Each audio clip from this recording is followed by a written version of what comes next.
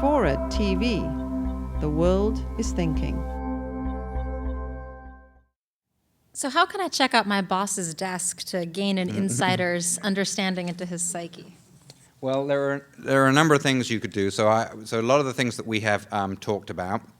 One of the traits that really comes through, as I told you, is this conscientiousness trait and so on. So as you would expect, these people tend to have they have calendars. Now it's important when you're looking at somebody's desk to look at the difference between how they really are and how they aspire to be. Because many of us, for example, I'm one, aspire to be organized. I wish I was organized, I'm just not.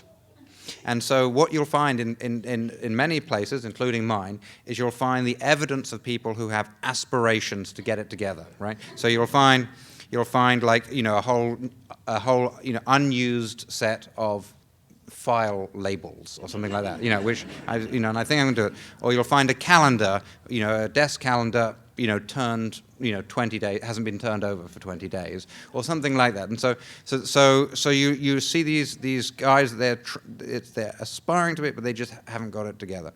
So that's one thing to look at. There are different types of messes too. So are they messy?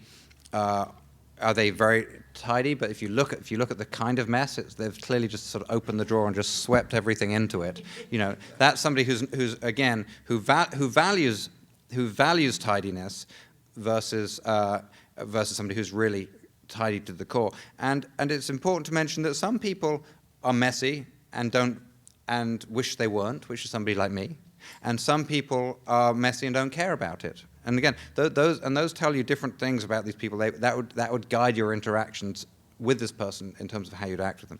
Another thing to look at when you go into somebody's office is I like to look at is the placement of photos, the family photos people have, because those can be very revealing. So if they have photos of themselves, say with their family, or doing so, or shaking the hands of somebody important, or whatever these are, look at the placement. So if the photos are facing the person who's sitting there, then what they're doing is they are what I would call a social snack.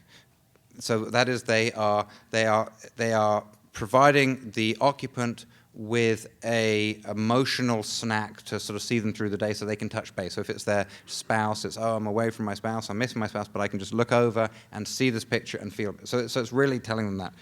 If it's facing out, right, and many photos, people have their photos facing other people, then it's doing something quite different. It's telling the world, say, hey, look, and my beautiful spouse, look at all my children, and it's really serving a different function.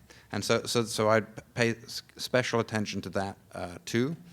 There's all kinds of evidence of, I think in terms of any space, whether it's the office, the living space, or the bathroom, whatever, it's very, very useful to try and break it up into different ways we affect the environment. So a lot of the things we do are sort of statements of identity. They're what I call identity claims. That is, we're trying to make a statement to the world. The classic example is having something on your door, whether it's your bedroom door, your postal door, or something like that, because you don't get to see it if it's on your door. Other people get to see it, but it's really associating certain values and things with yourself. So identity claims you can make to others or to yourself. Then you can also try and affect the space to make you feel a certain way. So you might put up these photos of loved ones, as I said, or a little memento of something. And then the final sort of class of behaviors for telling. Where you reveal what you like, not things we do deliberately, but then do things inadvertently. So, for example, I talked about my messy desk, right? My messy desk is not messy because I'm trying to tell people I'm messy. It's not messy because that's my value to be messy. In fact, it's not. It's messy because I get out a piece of paper and then I kind of get distracted and put down the piece of paper and look, and it's there. And then slowly the sort of sediment builds up. But it's not. I'm not trying to do that. So I think in terms of when you go into your boss's office, go in and try and sort of divide up the clues in terms of these different functions that it's serving, and that will reveal, hopefully, behavioral tendencies and values and goals.